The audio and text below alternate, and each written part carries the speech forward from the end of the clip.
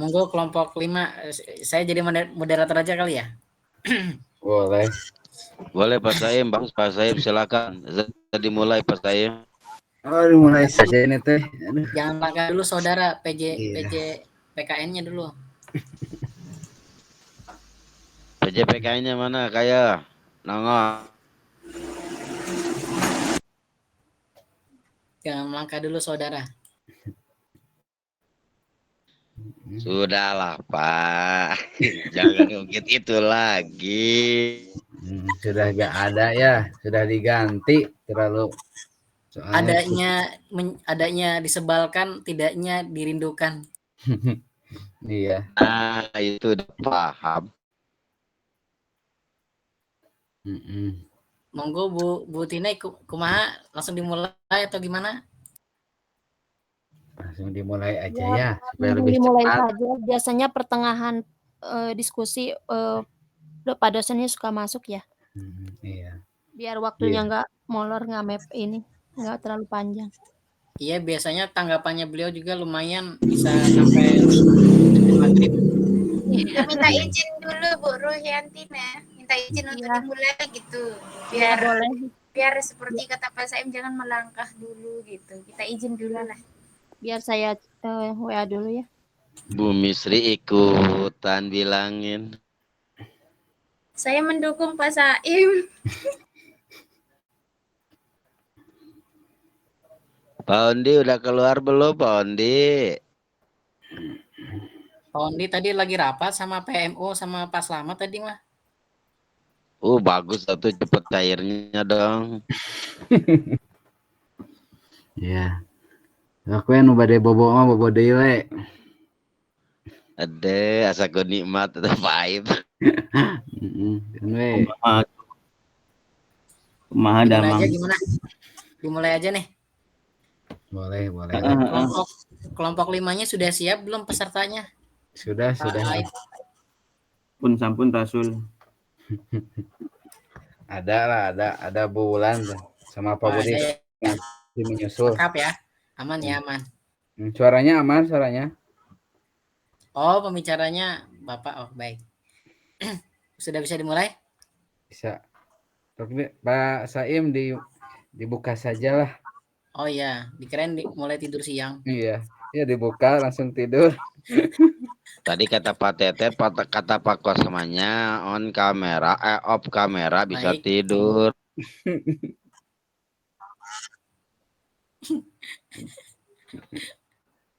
Oke, kita mulai aja. Iya. Baik. Bismillah. Assalamualaikum warahmatullahi wabarakatuh. Waalaikumsalam warahmatullahi wabarakatuh.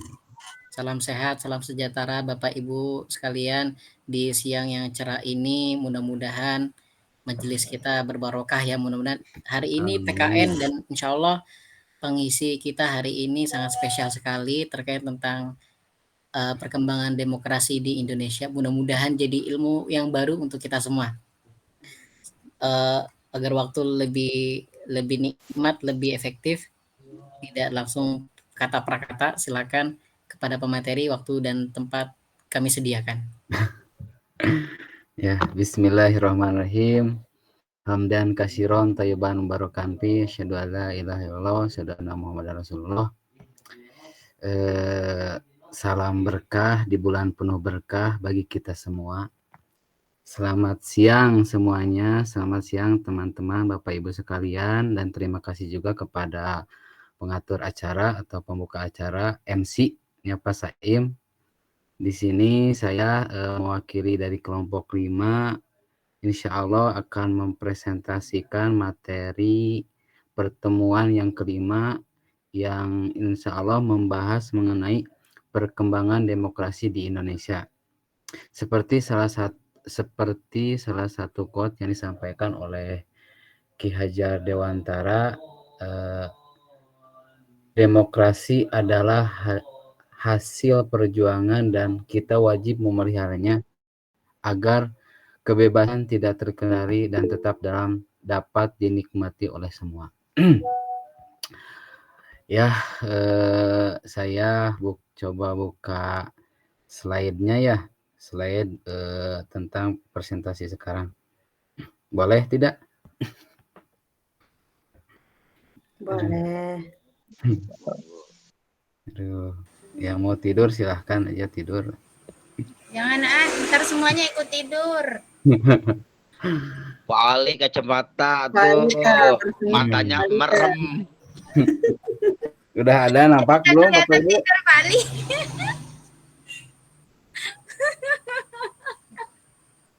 Udah kelihatan? Sudah kelihatan. Udah. Ada apa? Aduh, nah ini kayaknya. Belum Pak, belum kelihatan mana. Makanya. Ayo meren. Ada tos? Ada. Ada ya, siaplah. Lanjut aja langsung ya. Di sini kelompok kami, kelompok 5 akan membahas mengenai perkembangan demokrasi di Indonesia. Sebenarnya mengenai perkembangan demokrasi di Indonesia ini sudah kemarin ya dibahas oleh Pak Doktor.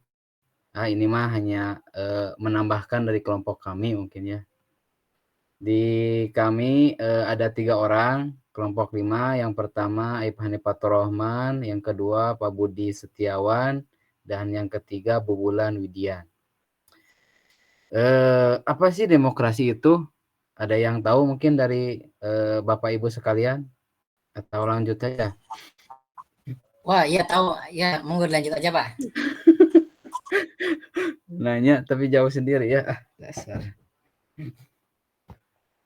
Efek sok lanjut. Demokrasi merupakan salah satu bentuk atau mekanisme sistem pemerintahan suatu negara sebagai upaya mewujudkan kedaulatan rakyat atau negara yang dijalankan oleh pemerintah. Semua warga negara memiliki hak yang setara dalam mengambil keputusan yang dapat mengubah hidup mereka. Demokrasi mengizinkan warga negara berpartisipasi baik secara langsung atau melalui perwakilan dalam perumusan, pengembangan, dan pembuatan hukum. Itu demokrasi. Insya Allah dalam makalah kami pokok pembahasannya yaitu mengenai perkembangan konsep demokrasi dalam suatu negara hukum dan selanjutnya perkembangan demokrasi di Indonesia. Lanjut saja. Perkembangan konsep demokrasi dalam suatu negara hukum. Yang pertama, pemahaman tentang demokrasi dan negara hukum saling terkait dan penting. Negara hukum adalah negara yang demokrasi karena kekuasaan tertinggi berada di tangan rakyat. Aristoteles menganggap bahwa negara hukum berasal dari polis yang merupakan negara kecil dengan wilayah dan populasi yang terbatas. Dalam polis, urusan negara ditentukan melalui musyawarah dan partisipasi warga negara. Muncul pula konsep kedaulatan monistis yang memandang kekuasaan negara sebagai kekuasaan tertinggi dan tak terbatas yang seringkali menimbulkan penindasan. Namun, reaksi terhadap konsep ini menghasilkan teori pembagian kekuasaan dalam negara, seperti teori trias politika pada abad ke-17 dan ke-18. Muncul konsep negara hukum yang mengedepankan pembatasan kekuasaan penguasaan agar tidak menyalahgunakan kekuasaan mereka terhadap rakyat. Hal ini dilakukan melalui supremasi hukum, di mana semua tindakan penguasaan negara harus berdasarkan pada hukum. Lanjut.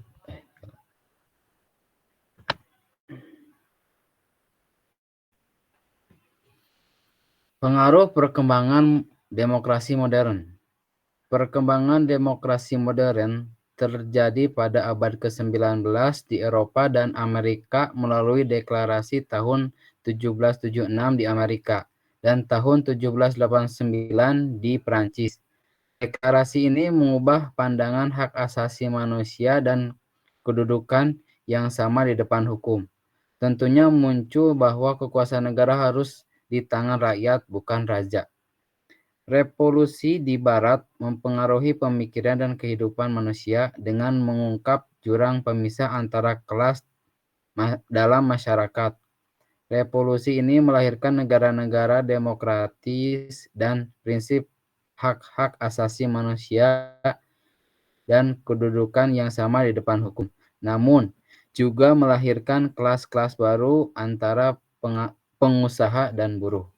Dalam sejarah ketenagaraan, ada negara hukum formal yang hanya menjaga keamanan dan order berdasarkan hukum tertulis, serta negara hukum luas yang menjaga kesejahteraan rakyat dengan prinsip hukum yang adil. Konsep negara hukum berkembang di akhir abad ke-19 dan awal abad ke-20 dengan istilah Rechtsstaat dan rule of law.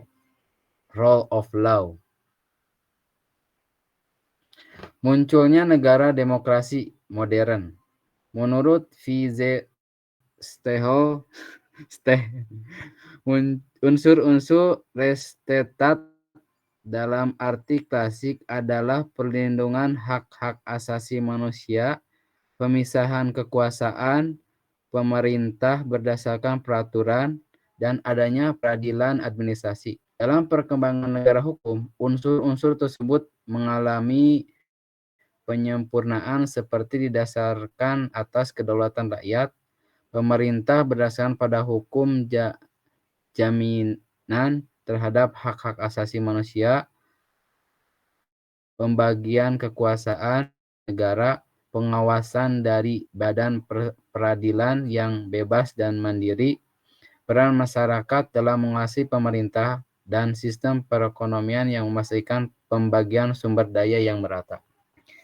Penindasan dan pelanggaran terhadap hak asasi manusia terjadi karena kekuasaan negara yang terpusat pada satu tangan. Oleh karena itu, pemisahan atau pembagian kekuasaan negara menjadi penting untuk menghindari pelanggaran hak asasi manusia dan memberi jaminan perlindungan terhadap hak-hak asasi manusia. Perkembangan demokrasi di Indonesia.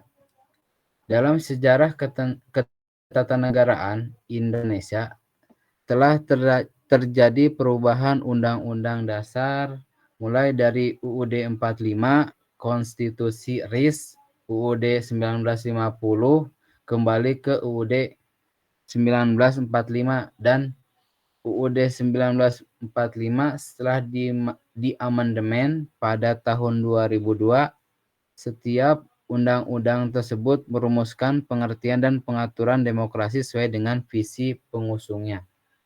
Pada awal kemerdekaan, pergeseran gagasan ketatanegaraan mendorong pluralisme. Namun, karena keterbatasan lembaga negara, muncul gagasan organisme yang membentuk lembaga MPR, DPR, dan DPA dengan bantuan Komite Nasional. Pasal 2 Aturan Peralihan Undang-Undang 1945 mengatur tindakan darurat yang bersifat sementara dan pragmatik. Pada akhirnya, Undang-Undang 1945 ditetapkan oleh PPKI secara sementara, mengubah kekuasaan presiden dan mengurangi sistem pemerintahan presidensial. Maklumat Pemerintah Nomor 10 Tahun 1945 juga memberikan kekuasaan legislatif kepada Komite Nasional Pusat. Selanjutnya, demokrasi pluralistik. Gagasan pluralistik atau demokrasi pluralistik terwakili oleh Maklumat Pemerintah tanggal 14 November 1945, mengubah sistem ketatanegaraan dengan memberikan peran yang besar kepada rakyat dalam menyusun kebijakan pemerintah negara. Maklumat Wakil Presiden tanggal 3 November 1945 menyatakan ide untuk mendirikan partai politik sebagai bentuk kesempatan partisipatif rakyat melalui sistem multipartai. Partai-partai politik mampu menjatuhkan kabinet-kabinet seperti Kabinet Syahrir 1, 2, dan 3 dan Kabinet Saifuddin. Setelah penyerahan kedaulatan pada 27 Desember 1949, Undang-Undang 1945 diganti dengan Konstitusi RIS, mengubah negara RI menjadi negara serikat. Kemudian Undang-Undang 1950 mengganti Konstitusi RIS, mengubah bentuk negara menjadi negara kesatuan. Periode 1950 sampai 1959 ditandatangani dengan jatuh bangunnya kabinet. Dewan Konstitusi gagal menetapkan dasar negara karena ketidaksepahaman antara kelompok pendukung Pancasila dan kelompok pendukung Islam. Presiden Soekarno mengeluarkan dekret presiden pada 5 Juli 1959 yang mengembalikan UUD 1945 sebagai konstitusi negara. Ketetapan MPRS nomor 8 MPRS 1965 menetapkan demokrasi terpimpin yang banyak ditentang oleh kelompok oposisi karena dianggap menghilangkan kebebasan dalam demokrasi. Format baru politik Indonesia. Pada tahun 1968, pemerintahan Soekarno diganti oleh Soeharto. Setelah penerimaan tugas dari Soekarno untuk menyelesaikan kemelut pemberontakan Gerakan 30 September atau G30 SPKI, Soeharto berhasil menyelesaikan tugas ini dan mendapatkan kepercayaan dari MPR untuk menjadi Presiden RI. Terus awal pemerintahan Orde Baru di bawah Soeharto mengedepankan pluralisme dalam menerapkan demokrasi sebagai perlawanan terhadap pemerintah yang otoriter berdasarkan demokrasi terpimpin. Sistem politik Indonesia kemudian mengadopsi demokrasi Pancasila sebagai landasan pelaksanaan demokrasi berdasarkan ketetapan MPR nomor 2 MPR 1983. Namun, penggunaan demokrasi Pancasila dianggap kurang mencerminkan gagasan pluralisme dalam penyelenggaraan demokrasi. Pada tahun 1998, pemerintahan Orde Baru runtuh dan demokrasi Pancasila tidak lagi diterapkan.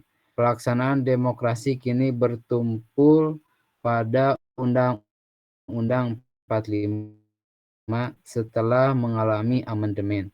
Dengan DPR memiliki fungsi legislasi, pengawasan, dan budgeting.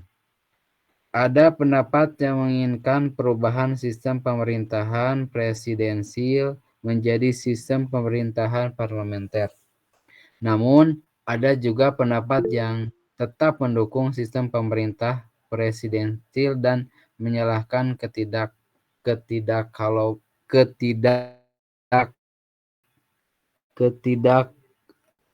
kolaborasi prinsip-prinsip konstitusional di dalam undang-undang. Meskipun demikian, pelaksanaan demokrasi setelah amandemen Undang-Undang 45 menunjukkan kemajuan dan dengan adanya checks dan balance antara pemerintah dan DPR. Untuk menciptakan suasana dinamis dalam penyelenggaraan negara, diperlukan kesadaran dari pihak pemerintah dan DPR untuk tidak berlebih dalam berkompetisi. Perkembangan demokrasi di Indonesia mengalami naik turun sejak awal kemerdekaan dari demokrasi parlemen hingga demokrasi terpimpin. Dalam mempelajari perkembangan demokrasi, menerapkan nilai-nilai demokrasi, dan memahami sejarahnya sangat penting bagi warga negara untuk mendukung perkembangan demokrasi di masa depan. Mungkin sekian presentasi dari kelompok 5. Mohon maaf ya jika dalam penyampaiannya terbata-bata atau banyak salah-salah kata. Untuk selanjutnya mungkin kita lanjut saja ke sesi tanya jawab ya. Silakan mungkin jika ada yang mau bertanya, acungkan tangan dan sebutkan nama, tempat tanggal lahir, dan pekerjaan. Baik, Masya Allah. Terima kasih, Pak Aib, Masya Allah. Tadi sudah dijelaskan ya rekan-rekan sekalian mengenai pengaruh perkembangan demokrasi modern, kemudian bagaimana munculnya negara demokrasi menurut F.J. Stahel dalam resistennya. Kemudian juga tadi Pak Aib sudah menjelaskan kepada kita terkait bagaimana perkembangan demokrasi di Indonesia melalui Komite Nasional Pusat, kemudian juga Komite Nasional yang ada demokrasi pluralistik, kemudian ada format baru sistem politik di Indonesia dan lain sebagainya. Alhamdulillah. Baik, rekan-rekan sekalian atau Bapak Ibu sekalian, barangkali ada yang mau ditanyakan atau ada hal yang didiskusikan mengenai materi kita hari ini kepada pemateri mengenai perkembangan demokrasi di Indonesia. Silakan. Ya, silakan yang mau bertanya mungkin nanti bisa. Monggo, silakan Pak Dasep, barangkali ada aspirasi. Oh iya, kan. Monggo. Ya, terima kasih Pak Saim. Pak Aib ingin bertanya, ini adalah tentang demokrasi, berarti demokrasi di Indonesia. Yang ingin saya pertanyakan, apa yang harus dilakukan pada sebuah daerah yang masih tingkat pembangunannya masih rendah dan masih sangat terpelosok? Bagaimana cara melaksanakan demokrasi di daerah tersebut? Itu pertanyaan pertama. Kemudian pertanyaan yang kedua, apabila demokrasi mulai bertentangan dengan nilai-nilai Pancasila, bagaimana solusi terbaik untuk mengatasinya? Karena demokrasi yang dianut di negara Indonesia ini adalah yang berpegang teguh kepada nilai-nilai Pancasila. Kemudian daripada hal tersebut, banyak para pemimpin ataupun para pejabat yang bertentangan dengan nilai-nilai Pancasila dari demokrasi tersebut. Nah, itu bagaimana solusi terbaiknya untuk mengatasinya? Terima kasih. Baik, terima kasih Pak Dasep. Pertanyaannya sangat menarik sekali. Barangkali langsung dijawabkah atau masih dikumpulkan dulu Pak pemateri terkait pertanyaannya? Oh, iya. Ditanggapi monggo. Bisa membantu Pak Budi sama Bu Bulan. Ke Pak Muhammad Saim. Izin dulu mungkin teman-teman mungkin biar kebagian juga pertanyaan. Satu kelompok satu pertanyaan saja. Ya, ini berapa kelompok banyaknya nih? Kalau memang lebih dari 10 ya kalau bisa satu pertanyaan saja untuk satu kelompok. Tapi kalau kelompoknya dikurang di bawah 10 ya bolehlah 2 pertanyaan untuk kelompok, tidak apa-apa. Jadi ini mewakili kelompok ini ya yang bertanya ini ya. Begitu, jadi ya, boleh bisa jadi mewakili. Jadi kelompok saya jangan bertanya ya, sudah saya tanyakan. Ya biar temannya lain dapat kesempatan ya, kan ini kan kita demokrasi juga kan. Monggo gimana baiknya? Demokrasi. Jadi merata ya, betul Pak Budi. Baik, tadi mungkin difilter lagi aja atau disatukan lagi aja pertanyaannya dalam satu penjelasan. Monggo kalau memang pertanyaan tadi sudah disampaikan kemudian menunggu dulu yang lain atau langsung ditanggapi, kira-kira bagaimana? Gimana Pak Ketua? Apakah langsung saya jawab atau monggo langsung ditanggapi atau masih menunggu dulu teman-teman atau rekan-rekan yang lain yang mau diskusi atau bertanya? Biasanya nunggu 2 atau 3 pertanyaan dulu baru nanti.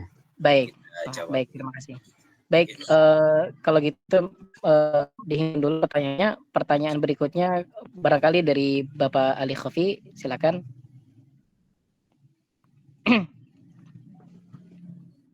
Monggo Bapak Ali. Baik, Assalamualaikum warahmatullahi wabarakatuh. Waalaikumsalam. Pertanyaan saya simpel dan pendek sekali. Jadi negara kita kan menganut negara hukum. Ya. Kemudian dalam perkembangan demokrasi itu bagaimana apabila hak-hak rakyat kita itu tidak terpenuhi secara hukum, bagaimana yang seharusnya biasanya kita dapat ternyata tidak dapat, misalnya seperti itu. Itu bagaimana pendapat secara hukum? Itu saja dari saya. Baik, terima kasih Bapak Ali. Teman-teman yang lain masih satu lagi kira-kira sebelum ditanggapi, ada yang mau ditambahkan pertanyaannya atau ada yang belum dipahami terkait materi yang tadi disampaikan terkait tentang perkembangan demokrasi di Indonesia? Pak Hoirul, mangga. Monggo. Langsung ya Pak? Langsung. Ya, terima kasih.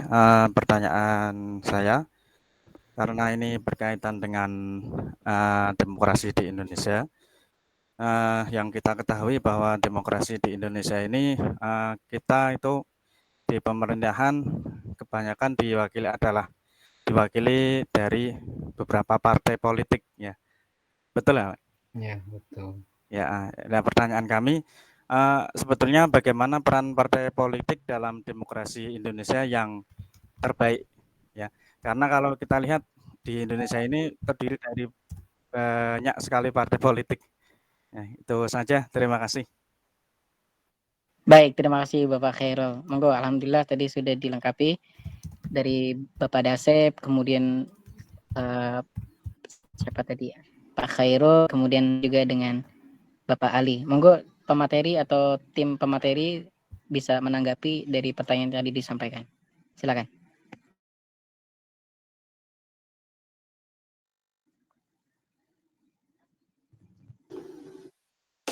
Baik, Assalamualaikum warahmatullahi wabarakatuh. Pak Aib, rekan saya Pak Aib Hanifatur Rahman.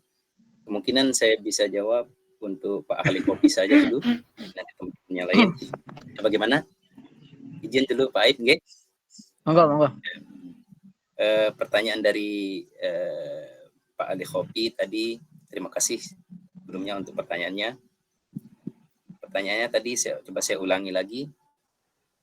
Hak-hak rakyat kecil ya tidak terpenuhi dalam pengambilan langkah bagaimana cara mengambil langkah hukumnya ya untuk menegakkan hak-haknya, seperti itu ya.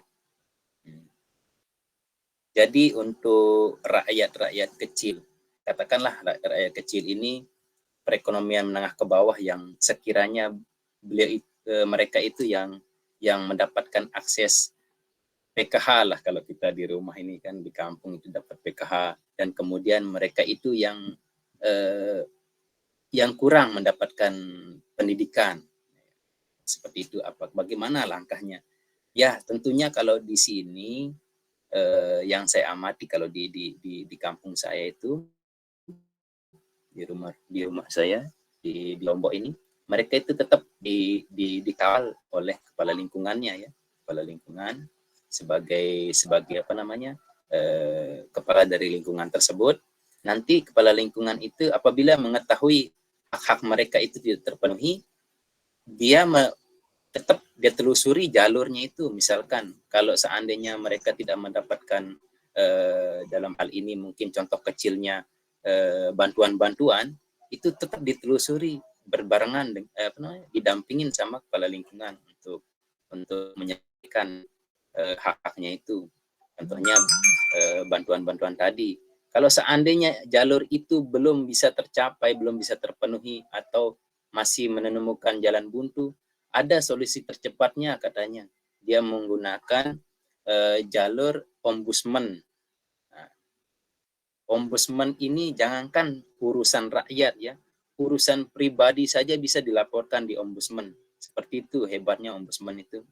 Jadi pengaduan ombudsman ini kan lembaga independen ya, yang bertugas untuk menangani pengaduan terkait publik dan pelanggaran administrasi, baik itu administrasi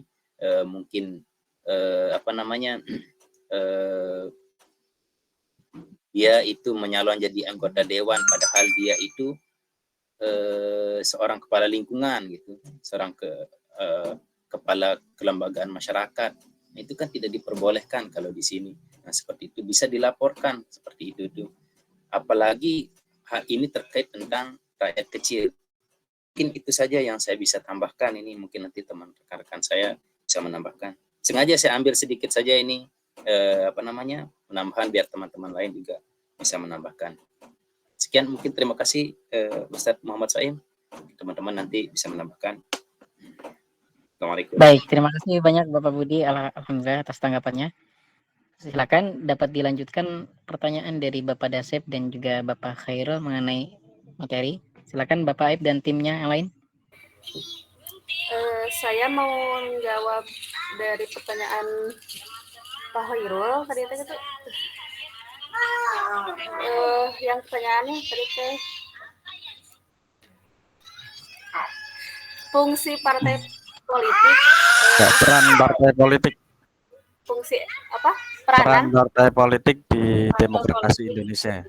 Di demokrasi Indonesia, salah satunya yaitu partai politik sebagai sarana komunikasi politik yang disebut dengan fungsi partai politik sebagai sarana komunikasi adalah partai politik yang menjalankan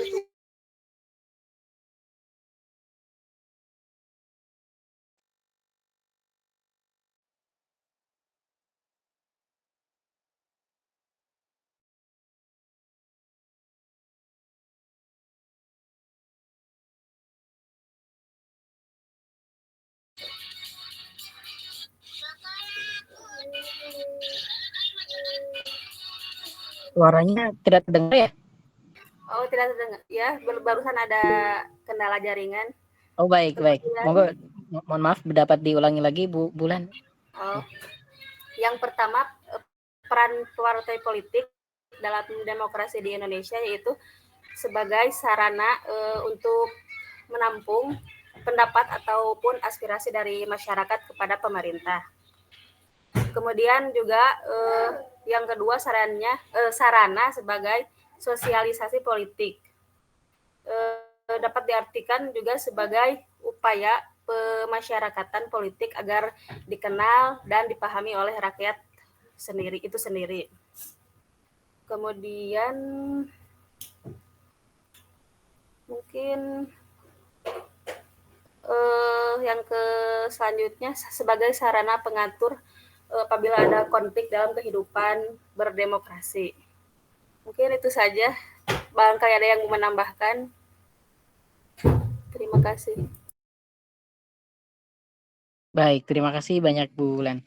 Dan terakhir mengenai pertanyaan atau masukan dari Pak Dasep mengenai bagaimana pemerataan demokrasi ini dalam ruang lingkup kecil ataupun besar ke berbagai daerah, terutama daerah 3T, tertinggal, terdepan, dan terluar. Monggo, tim pemateri boleh menanggapi terkait pertanyaan Bapak Dasep tersebut.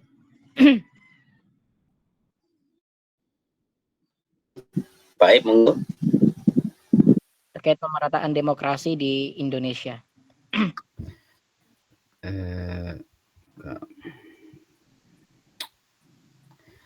Cara demokrasi diterapkan di daerah terpencil ya, dan di daerah dengan tingkat pembangunan rendah adalah dengan pengembangan partisipasi rakyat dalam proses pemerintahan dan pembangunan.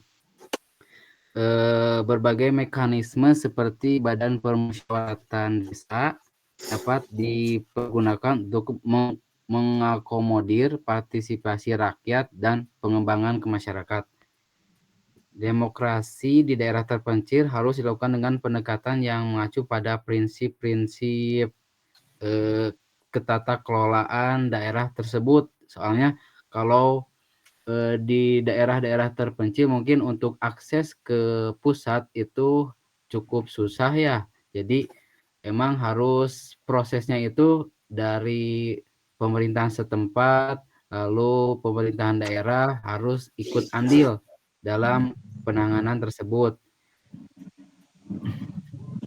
Ya mungkin seperti itu, kayak kemarin. Baik, Terus baik. yang tadi ya tentang, apabila demokrasi mulai bertentangan dengan nilai-nilai Pancasila. Apabila demokrasi mulai bertentangan dengan nilai-nilai Pancasila, solusi terbaik untuk mengatasinya adalah dengan memperhatikan dan mengembangkan pemahaman dan pengertian masing-masing nilai-nilai Pancasila. Jadi emang sih kalau selama bertentangan dengan prinsip-prinsip Pancasila, tidak sejalan atau tidak berarti itu bukan menjadi ya mungkin yang lain. Ya, izin saya menambahkan. Ya. Mohon maaf, ini besar enggak suara saya ini? Besar sekali. Jelas sekali. Oh iya. Ya. Pak Aib, izin saya menambahkan untuk pertanyaan dari Pak Dasep ya. Silakan Pak. Kira-kira begini mungkin pertanyaannya, kira-kira untuk memperkuat demokrasi di daerah terpencil begitu ya, Pak Dasep? Iya, seperti betul. itu ya. Jadi ada sih beberapa banyak poin di sini, tapi yang saya ambil cuman yang kebanyakan sehari-hari aja di lapangan yang saya temuin. Karena ini kan tergantung dari pengalaman yang kita dapatkan. Yang pertama itu perlunya ada pendidikan politik dalam masyarakat. Jadinya kan di masyarakat itu sekiranya kayak kemarin kita adakan pesta politik, tentunya dari jauh hari mulai pesta itu para pemangku kebijakan baik itu di pemerintahan desa itu mereka sudah mulai gencar-gencar untuk mengadakan sosialisasi ya, baik itu melalui ibu kader dan melalui panwas itu turun terjun untuk dan sebagainya. Saya kurang paham mungkin yang lain-lain itu modelnya. Itu adalah salah satu bentuk memperkuat demokrasi di daerah. Dan bukan hanya itu, untuk memperkuat pengambilan keputusan masyarakat itu juga perlu. Contohnya misalkan penguatan institusi di lokalnya atau dalam hal ini pelibatan masyarakat dalam pengambilan keputusan. Jadi masyarakat itu dilibatkan untuk mengambilkan keputusan. Contohnya dalam musyawarah desa atau program-program partisipasi masyarakat lain. Contohnya seperti misalkan contohnya kemarin itu. Contohnya yang di rumah saya ini ada sebuah sawah. Banyak berjajar sawah di rumah saya ini. Kemudian programnya pemerintah seperti Bapak Wali Kota itu sebelum mencalonkan beliau itu naik menjadi wali kota itu adalah misinya Mataram Harum gitu ya. Mataram Harum ini slogannya. Jadinya di masing-masing sudut-sudut kota atau di daerah terpencil di Kota Mataram itu dibangunlah taman-taman. Akhirnya di kampung saya ini, kebetulan tempatnya di kampung saya, tapi yang punya adalah itu Kelurahan Monjok semua. Itu dibangun dia sejenis taman harum di sana. Ada lapangan isinya, ada tempat-tempat jual lapak-lapak, ada taman-taman. Nah itu mereka itu dari pihak wali kota, pemerintah itu tidak ujuk-ujuk langsung buat taman tersebut. Nah jadi semua dikumpulkan, aja masjid semua dikumpulkan. Ada di sini namanya Bajang Hijrah juga nama organisasinya itu dikumpulkan semua untuk musyawarah mengadakan taman tersebut. Jadinya hal-hal tersebut perlu lah. Dan hanya ujuk-ujuk pemerintah itu langsung membuat ini, tapi masyarakat itu didorong untuk andil ikut berpartisipasi dalam pengambilan keputusan. Seperti itu mungkin dari saya. Dan sekiranya mungkin Pak Dasep ada mungkin masih menjanggal dan sebagainya, silakan menanggapi. Siap. Baik, terima kasih sebelumnya Pak Budi, Masya Allah. Baik, alhamdulillah tadi sudah cukup jelas sekali, alhamdulillah. Barangkali ini terakhir ada yang mau disampaikan atau mau ditanyakan, silakan dari mahasiswa sekalian terkait materi kita hari ini mengenai perkembangan demokrasi di Indonesia. Monggo.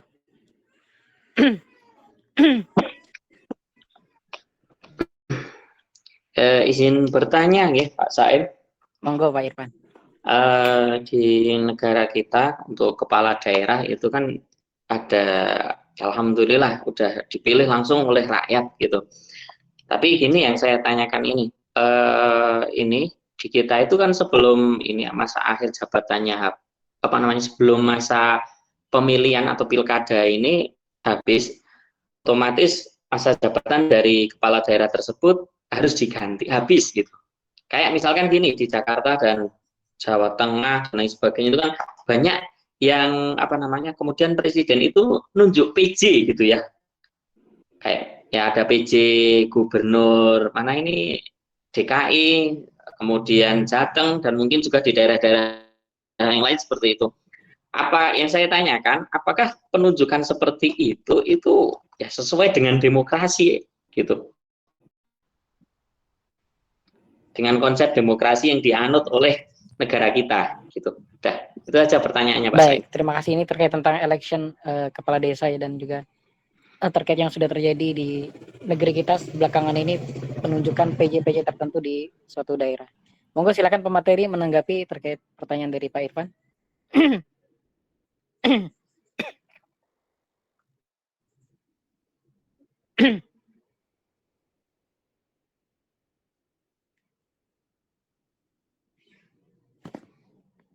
Monggo dari pemateri. Gimana?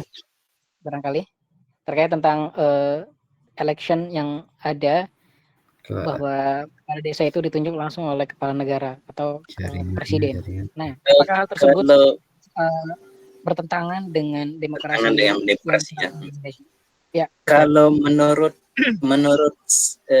ini karena kita kan masih belajar ini ya, belajar hukum ya. Saya bukan basic hukumnya, menerka-nerka ya, istilahnya dari keadaan yang kita alami harinya. Jadi PJ ini kan penanggung jawab, kepanjangannya ya kan, ini sepakat kita ya, PJ penanggung jawab dalam artian penanggung jawab jabatan yang sementara ini masih belum diputuskan gitu ya, seperti kepala sekolah ada PJ-nya juga kan dan lain sebagainya. Nah ini kenapa? Pertanyaannya apakah ini termasuk bagian dari demokrasi seperti itu ya? Sebenarnya ini PJ itu kan yang kita alami di kepala sekolah pun melalui kita demokrasi gitu kan. Contohnya dari dinas, kalau itu naungannya dinas SD, SMP, atau dari Kementerian Agama itu naungannya adalah MI dan lain sebagainya. Tetap memang dia dari pusatnya itu dari wilayah di misalkan ini, mohon maaf ya, Kota Mataram, saya anggap Kota Mataram ya. Kota Mataram itu dia di Kementerian Agama Kota Mataram itu tetap berkoordinasi sama di madrasah kita, mempertimbangkan kira-kira begini, bagaimana begini. Nah, oh ya, bagusnya ya enggak apa-apa dah itu pakai kepala sekolah sementara dulu. Nah, seperti itu. Dan itu memang sudah memang secara formalnya tidak keputusannya itu diikut sertakan para yang akan dijabat tersebut bawahannya, tetapi dia secara di luar konteks informalnya itu sudah bincang sama teman-teman itu. Oh ya bagus deh itu, akhirnya kesepakatannya ditunjuklah seperti itu. Nah, terkait kenapa terjadinya seperti itu, saya melihatnya ini ada dua unsur membuat ini terjadi, tidak demokrasinya tidak begitu nyata kelihatan. Tapi dia itu adalah bagian demokrasi. Dua ini yang saya kenapa harus terjadi PJ itu. Pertama itu dalam kondisi darurat. Ini kan kita darurat pemimpinan seperti itu ya. Kalau seandainya tidak ada yang memimpin, siapa yang tanda tangan seperti itu ya, secara bahasa jamak-jamaknya ya. Siapa yang tanda tangan, siapa yang memutuskan ini apabila terjadi hal-hal yang tidak diinginkan kan. Yang kedua adalah itu karena kepentingan publik. Presiden itu adalah kepentingan kita bersama juga ya. Yang memimpin kita siapa nanti kan itu penting itu hal itu. Kalau seandainya tidak ada, ya bagaimana dong kocar-kacir negara ini kan seperti itu kan. Sedangkan lagi sebentar juga ini tahun ajaran baru, keputusan bagaimana gaji guru apakah harus ditetapkan bagaimana, itu kan seperti itulah. Nah, itu dua model ini yang membuat kelihatannya demokrasi itu tidak berperan, tapi di dalamnya itu berperan sekali sebenarnya. Nah, seperti itu pandangan saya ini. Mungkin itu saja dulu sementara. Nanti mungkin dari Pak Irfan apa yang jadi menjanggal, dan juga mungkin teman-teman yang lain bisa menambahkan. Terima kasih. Iya. Baik, terima kasih banyak, Masya Allah. Terima kasih Pak Budi dan juga. Boleh saya menambahkan? Iya, Oh, boleh. boleh, monggo pada Sep, silakan. Ini tadi itu Pak Irfan itu menanyakan tentang PJ ya. Betul. Kebijakan menunjukkan petugas PJ kepala daerah menarik untuk dikaji, memang itu jelas. Terlepas dari pejabat yang ditunjuk adalah orang non-partai. Simpang siur gonjang-ganjingnya kepentingan tidak bisa dihindarkan sama sekali. Mengingat PJ ditunjuk oleh Kementerian Dalam Negeri. Nah, yang menunjuk PJ itu adalah Kementerian Dalam Negeri, bukan Presiden. Kebalikan, makanya mengemukakan akan timbulnya kecurigaan seperti itu. Pasti ada dan wajar adanya. Agaknya kecurigaan ini tidak terlepas dari bagaimana struktur negara terbentuk. Seperti adanya presiden, adanya pembantu presiden, sedangkan presiden merupakan bagian dari partai politik. Potensinya, kepentingan di tubuh pemerintah juga tidak tertutup kemungkinan untuk menjalar ke posisi yang lebih rendah, bahkan mempengaruhi akar rumput. Sehingga jika perangkat negara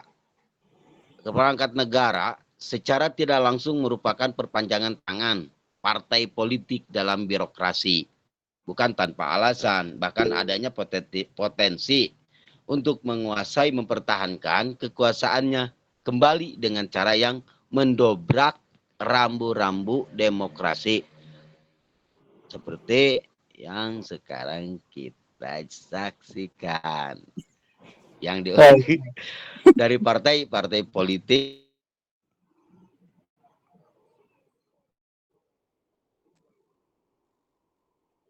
Mungkin untuk terima kasih, mohon untuk diluruskan ya, itu terima kasih. Baik, terima kasih banyak pada Sep, Masya Allah, sudah bantu menambahkan dan meluruskan terkait penjelasan yang disampaikan. Baik, rekan-rekan sekalian, alhamdulillah. Oh, Pak Tete mau menambahkan? Sedikit saja mungkin Mas Saim, pembahasannya semakin seru. Semakin sore semakin seru pembahasannya Pak Saim. Oh, aduh, Masya Allah. Betul. Kita ini kan membahas tentang seputar demokrasi Indonesia ya. Itu. Nah, mungkin sedikit tambahan dari saya. Demokrasi Indonesia itu kan mengalami perkembangan gitu ya, dari masa ke masa. Nah, tadi seru yang ditanyakan oleh Pak Irfan juga gitu ya, tentang demokrasi dan juga tentang kepala negara atau presiden. Nah, memang erat kaitannya ketika berbicara demokrasi itu pasti kita akan berbicara tentang hukum, berbicara tentang politik, sosial dan lain sebagainya. Karena demokrasi itu sejatinya itu kan dari rakyat, oleh rakyat dan untuk rakyat. Tetapi pada kenyataannya pemangku kebijakan di sana bukan hanya mementingkan untuk kepentingan rakyat. Kadang-kadang yang tadi juga ada kepentingan politik di sana, ada kepentingan kelompok dan lain sebagainya. Dan itu juga tidak bisa kita nafikan. Nah, makanya itu menurut pandangan saya sedikit mengotori kemurnian demokrasi itu sendiri, yang asas dasarnya itu kan dari rakyat, oleh rakyat dan untuk rakyat. Artinya harus mementingkan kepentingan rakyat gitu. Nah, presiden itu hanya kepala negara, pemangku kebijakan, bukan pemberi kebijakan. Artinya setiap apa namanya kebijakan yang dikeluarkan oleh presiden itu harus pro rakyat, harus apa namanya tidak merugikan rakyat gitu. Nah, kemarin demokrasi kita di apa namanya minggu-minggu kemarin gitu ya, kita kan sudah melaksanakan demokrasi besar-besaran atau pemilu gitu ya, dari mulai legislatif sampai presiden. Nah, itu kan sampai sekarang para pemangku kepentingan kan masih belum beres gitu kan, masih memperebutkan kebenaran gitu ya. Artinya di MK itu kan kubu 01, 03 itu kan menggugat gitu kan bahwa demokrasi kita itu ternodai lah itu istilahnya, ternodai dengan hal-hal yang mereka sudah apa namanya sudah ada bukti mungkin ya ataupun laporan-laporan dari masyarakat terkait pemilu hasil kemarin. Nah, setelah saya telaah gitu ya, apa namanya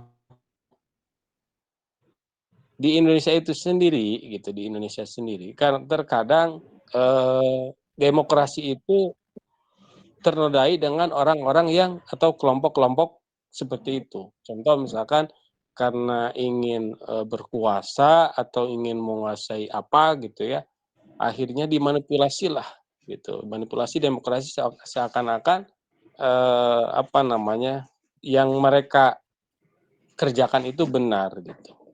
Dan coba kita lihat telaah di MK itu kan para pengacara itu beradu argumentasi hukum dan semuanya itu benar gitu menurut saya. Yang satu dengan berargumentasi hukumnya betul, nomor 2 betul, nomor 3 pun betul. Nah, dari apa namanya ini kita bisa bisa belajar dari situ gitu. Demokrasi kita itu memang seperti itu gitu. Jadi menurut saya demokrasi itu ada sisi baiknya, ada juga sisi buruknya gitu atau kelemahannya gitu. Dari sisi baiknya atau kelebihannya kita kalau kita di demokrasi itu dijalankan dengan benar-benar, maka kepentingan itu benar-benar pro rakyat. Bahkan Prof. Mahfud MD itu pernah berbicara kalau pemerintah Indonesia misalkan satu instansi saja dari kementerian itu industri. Dari industri aja kalau tidak ada yang korup semua rakyat Indonesia itu bisa tergaji 20 juta per orang. Kalau dari satu instansi saja. Gitu kan. Apalagi Indonesia beberapa instansi. Toh ternyata masih banyak gitu ya yang ya mohon maaf gitu ya masih dengan kekurangan harga beras sekarang ya kita tahu mahal dan lain sebagainya. Nah itu kan ya banyaklah problematika yang terjadi di Indonesia akibat ya demokrasi yang tidak berjalan kurang lancar menurut saya. Itu saya sampaikan gitu ya. Itu hanya pemahaman saya, hanya pemikiran saya gitu ya. Menalahi terjadinya demokrasi. Terima kasih Pak Saim atas waktunya. Mohon maaf dengan segala Baik, kekurangan. terima kasih Pak Teten, Masya Allah, terima kasih banyak. Saya setuju sekali dengan Pak Teten bahwa memang kalau bicara secara data, indeks demokrasi Indonesia ini dari tahun ke tahun tuh ada penurunannya, sehingga situasi ini menimbulkan kekhawatiran akan masa depan demokrasi kita. Seperti yang kita lihat bahwa pemilu yang sudah kita laksanakan kemarin itu banyak sekali warna-warna intimidasi terhadap kebebasan berekspresi dari ruang TV dan juga publik. Padahal seharusnya pemilu yang terjadi itu atau demokrasi yang kita lakukan haruslah ditopang dengan pemilu yang bebas, adil, dan integritas. Tapi pada nyatanya banyak sekali pengawasan-pengawasan, banyak sekali hal-hal yang memang harus dicurigai dan seperti itu. Jadi satu sisi memang betul bahwa demokrasi kita di sisi yang lain meningkat, tapi ada beberapa demokrasi yang dirasa kita pada faktanya secara indeks menurun. Baik, terima kasih Pak Teten atas dan juga tambahannya. Baik, saya rasa alhamdulillah untuk materi kita sangat luas sekali, sangat berbobot sekali terkait tentang perkembangan demokrasi di Indonesia. Terima kasih banyak atas partisipasi kepada penanya dan juga kepada pemateri hari ini. Alhamdulillah. Alhamdulillah di sisi kita Pak dosen sudah menyimak beberapa bagian dari materi hari ini. Barangkali Pak dosen, Pak Profesor ada yang mau ditambahkan atau menanggapi terkait beberapa kemarin tadi? Terima kasih. Iya, terima kasih. Suara saya kedengaran jelas? Alhamdulillah kedengaran. Alhamdulillah jelas. Ya, ya tadi cukup ramai. Jadi kita ini baru 3 sinkronus ya. Betul Pak dosen. Kita terhitung sudah 3 kali. Iya. 3 kali. Ya. Kenapa tadi ada yang protes sinkronus lagi? Sedangkan itu kan 4 kali kan? Ya, kan? Iya betul, Masya Allah. Kenapa udah bosan gitu? Udah kalau bosan nggak usah ikut nggak apa-apa gitu kan ya.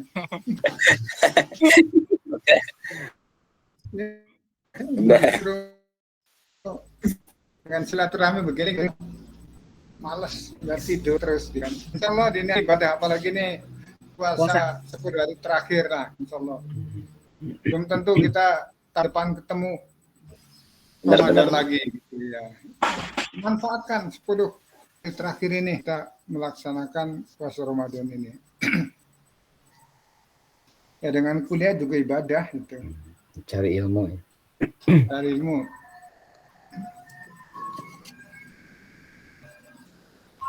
Ya bicara tentang demokrasi di Indonesia itu bicara demokrasi sama dengan bicara politik.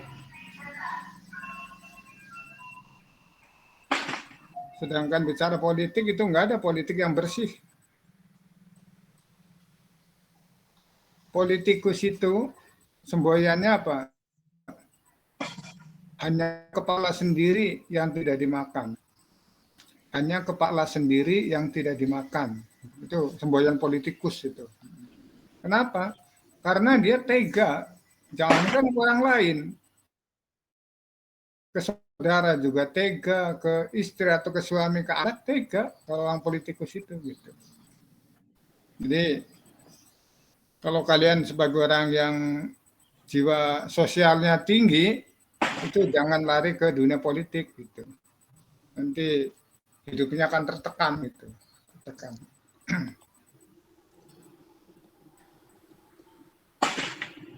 Tapi memang pada hakikatnya manusia itu kata salah satu filosof mengatakan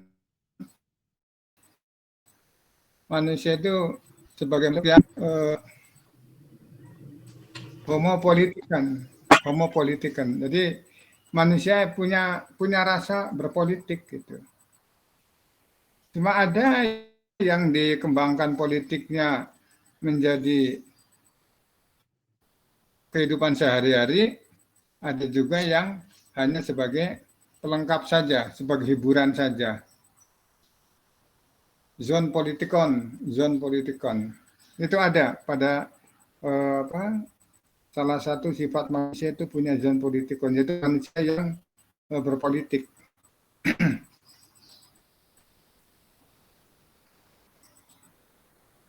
Kemudian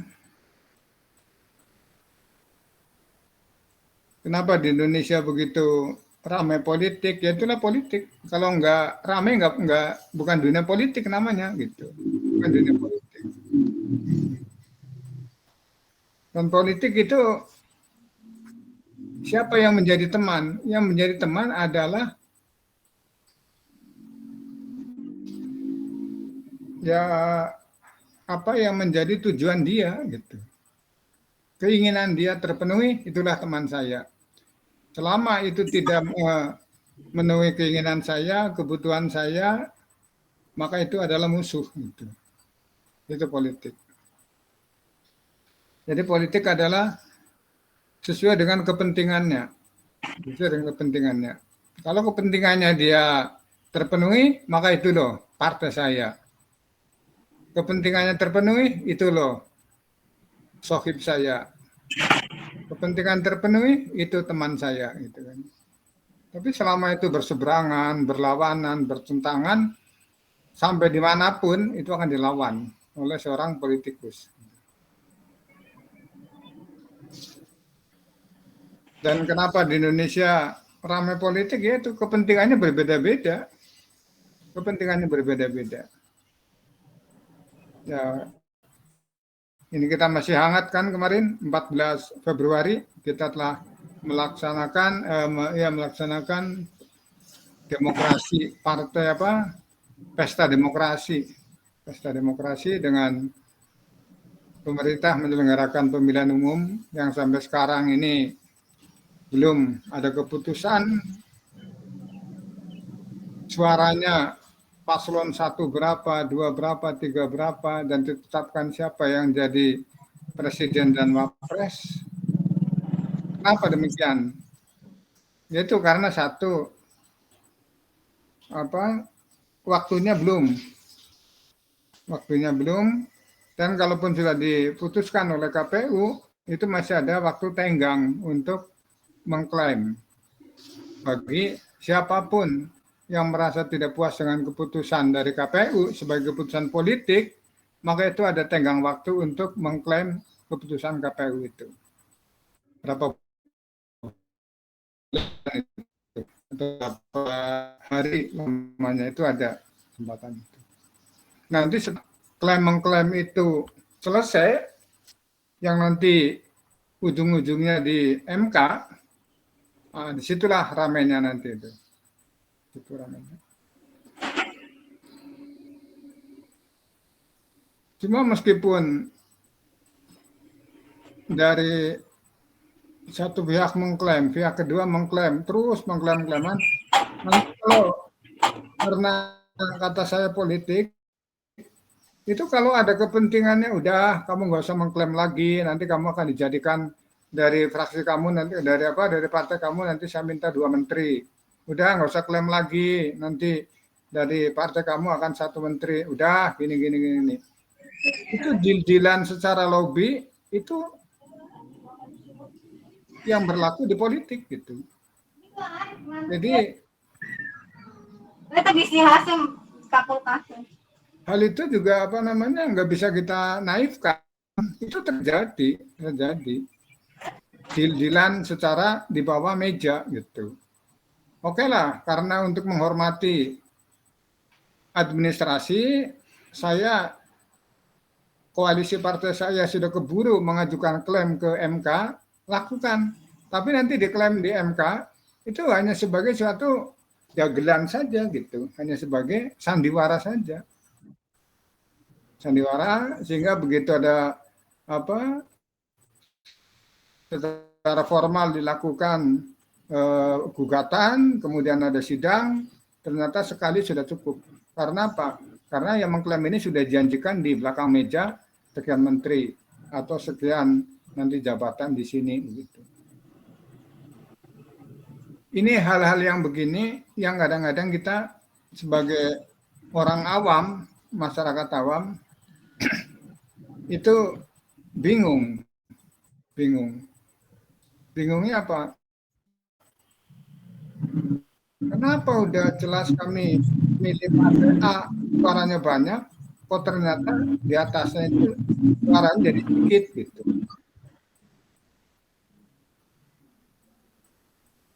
Karena namanya politik tidak bisa diselesaikan secara common sense, tapi diselesaikan adalah dengan pemikiran politik lagi.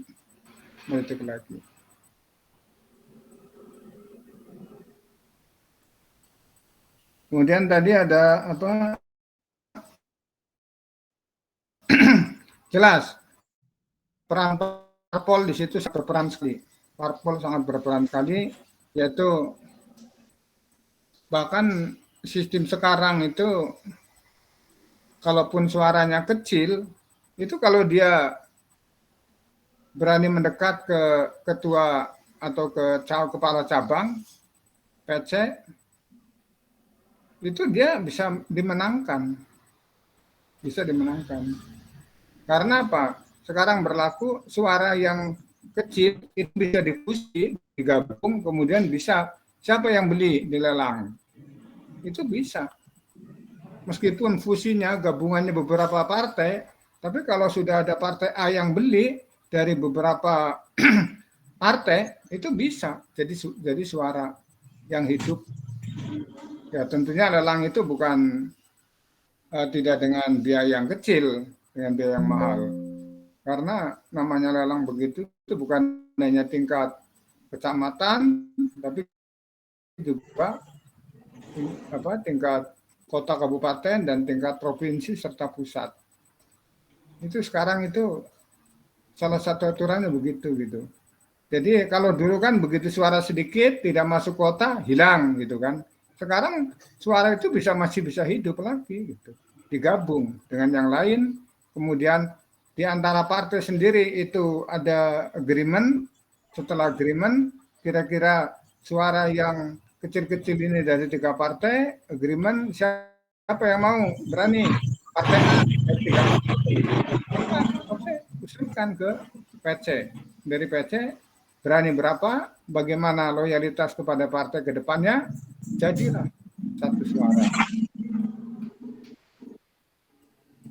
Nah, hal begitu adalah hal-hal yang pengolahan secara politik yang kita tidak mau tahu lah, tidak mau tahu. Tapi bagi mereka itu merupakan suatu bahan emas gitu. Jadi parpol ini sangat berperan sekali pada pembentukan atau kelancaran daripada demokrasi yang ada. Kemudian demokrasi berlawanan dengan Pancasila.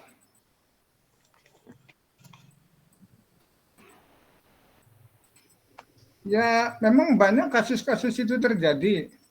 Cuma tinggal bagaimana, apakah orang yang merasa demokrasi berlawanan dengan Pancasila itu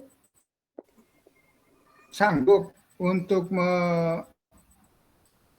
mendampingi, untuk memantau, untuk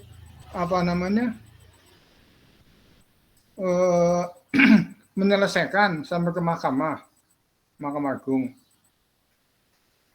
Jelas menemukan kasus bahwasannya demokrasi yang terjadi itu bertentangan dengan Pancasila. Apakah yang mengusulkan itu, yang protes itu sanggup mendampingi sampai ke Mahkamah Konstitusi atau ke Mahkamah Agung? Dan kalau sampai ke sana bukan main-main, itu adalah perlu lagi-lagi kembali ke uang gitu, ke uang. Jadi kalau tidak punya uang pasti akan tumbang di tengah jalan, nggak mungkin akan dilanjutkan. Banyak orang yang mengiyakan bahwasannya kasus ini jelas kasus demokrasi berlawanan dengan Pancasila. Jangankan itu, misalnya HAM saja. Sampai sekarang kalau saudara mengikuti kasusnya Munir, itu sampai sekarang sampai di mana? Munir itu kan ada yang ikuti, itu kan kasus dia kan aktivis yang dianggapnya dia akan menghalangi program negara. Nah, yang di-publish di medsos, dia kan meninggal di pesawat pada saat dia pergi ke Belanda. Hanya di situ, tidak diusut apakah meninggalnya karena dia makanan di pesawat, atau dia punya penyakit apa, sehingga di pesawat bisa. Padahal berangkat dari Indonesia, dicek dokter, sehat-sehat saja. Dan hanya begitu, meninggal di pesawat sampai ke Belanda. Gitu. Hanya itu yang dipublish di masyarakat kita. Kenapa nggak dituntaskan? Kenapa HAM itu nggak finishing? Ya karena tidak ada orang yang peduli untuk menyelesaikan dengan anggaran, dengan dana, dengan rupiah yang cukup mahal. Karena kalau emang dia meninggalnya ini karena di skenario, tidak sembarangan, dalam tanda kutip orang yang menjadikan dia tidak meninggal itu bukan orang sembarangan. Pasti dia adalah orang-orang mahal dan orang-orang yang benar-benar dibeli. Itu salah satunya, itu juga politik. Karena dia dianggapnya akan merugikan politik Indonesia, akan pergi ke Belanda, mungkin karena mau apa-apa, sebelum sampai suatu acara, masih di pesawat, dia sudah meninggal duluan. Kemudian bagaimana supaya demokrasi di daerah terpencil itu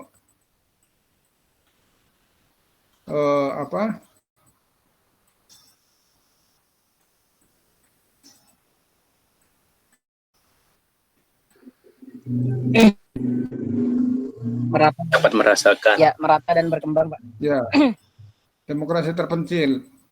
Ya, tadi udah dijawab, antara itu harus melalui pendidikan politik. Nah, itu penting, pendidikan politik. Jadi pendidikan politik ini kepada penduduk setempat agar mereka memahami pentingnya partisipasi proses politik dan tugas-tugas kewarganegaraan mereka.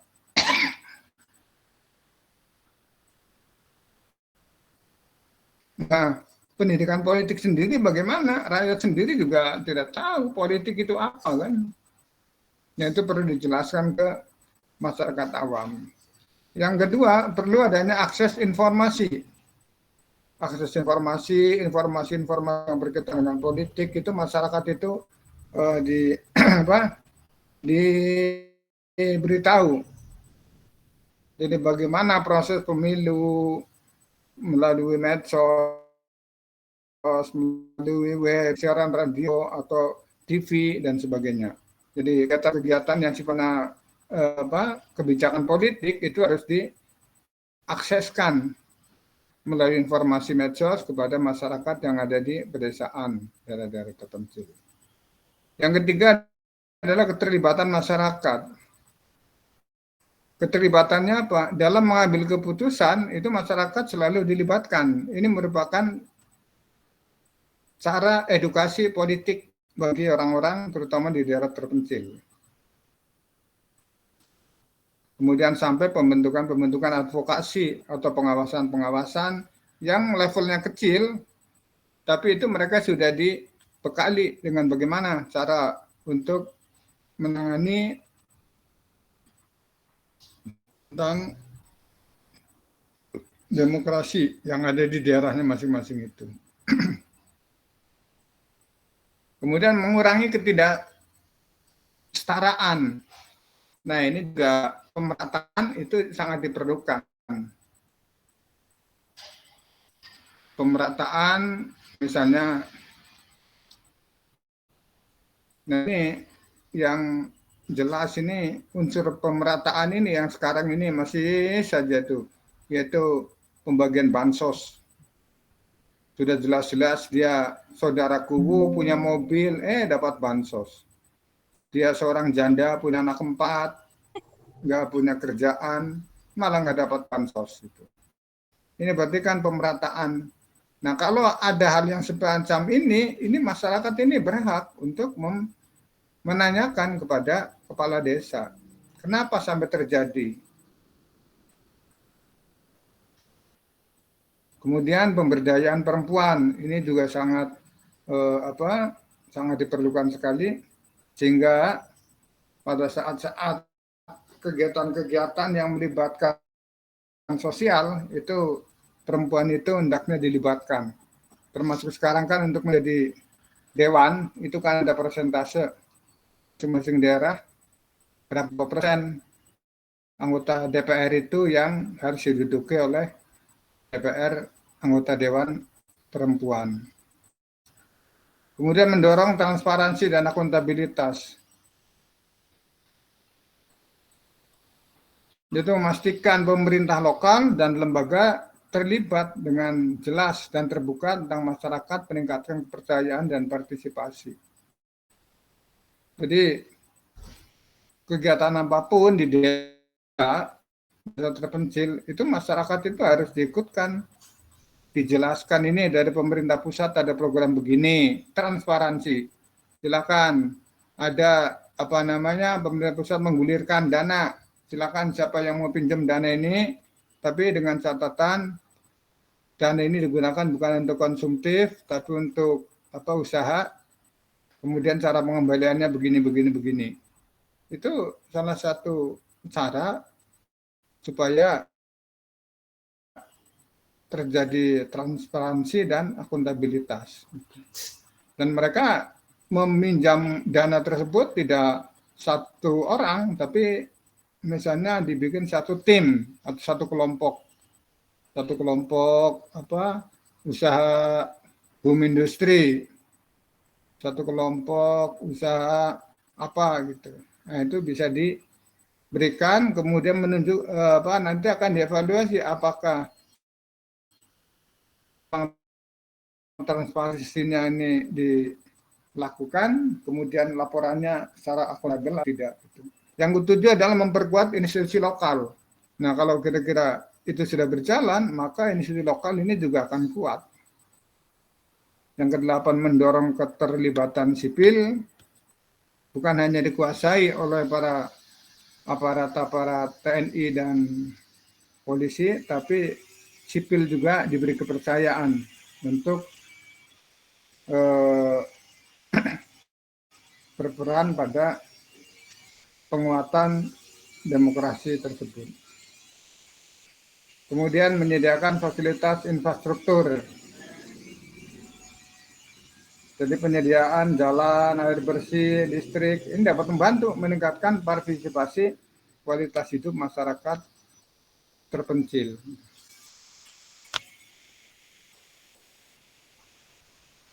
Nah, kemudian yang terakhir itu apa, pejabat PJ ya. Pejabat PJ itu kita lihat demokrasi itu jenisnya ada berapa gitu. Di dunia itu demokrasi itu ada macam-macam.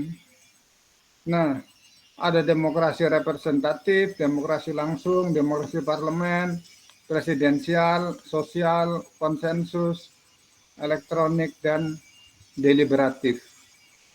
Nah, itu di antara demokrasi-demokrasi itu ada, yaitu penunjukan PJ. Dan penunjukan PJ itu sebenarnya tidak sekonyong-konyong, artinya tidak langsung, tapi tetap melalui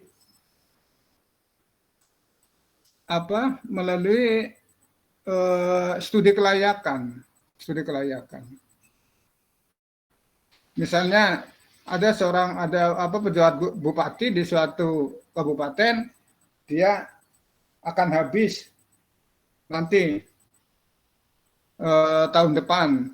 Ini 6 bulan sebelum habis, itu dari pemerintah dalam negeri itu sudah minta masukan dari aparat-aparat instansi yang ada di kabupaten tersebut.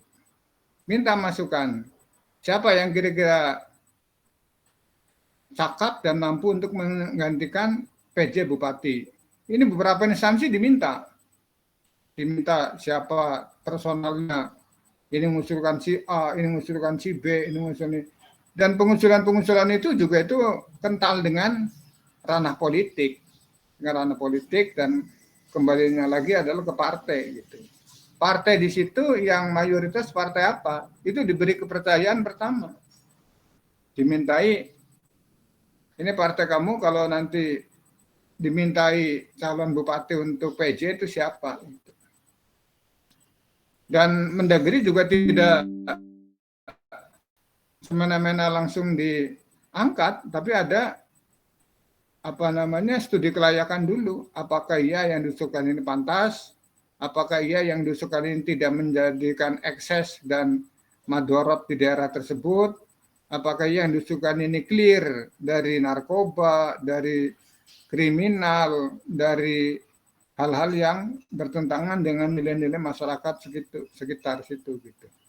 Itu ada beberapa pertimbangannya.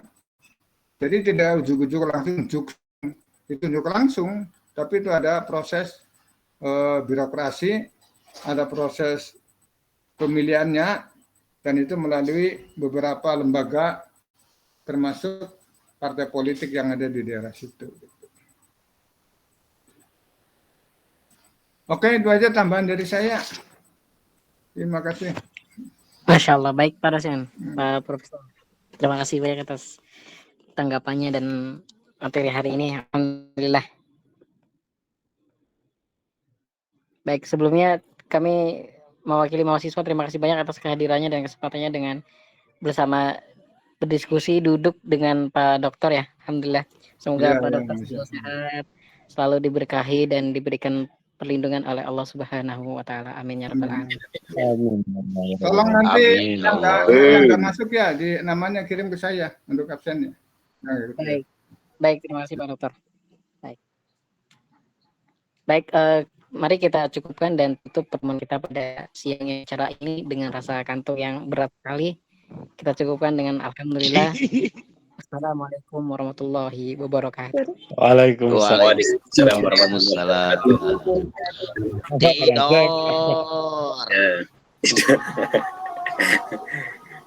Kami dari kelompok 5 mengucapkan terima kasih juga. Terima kasih juga kepada semuanya dan Pak Saim.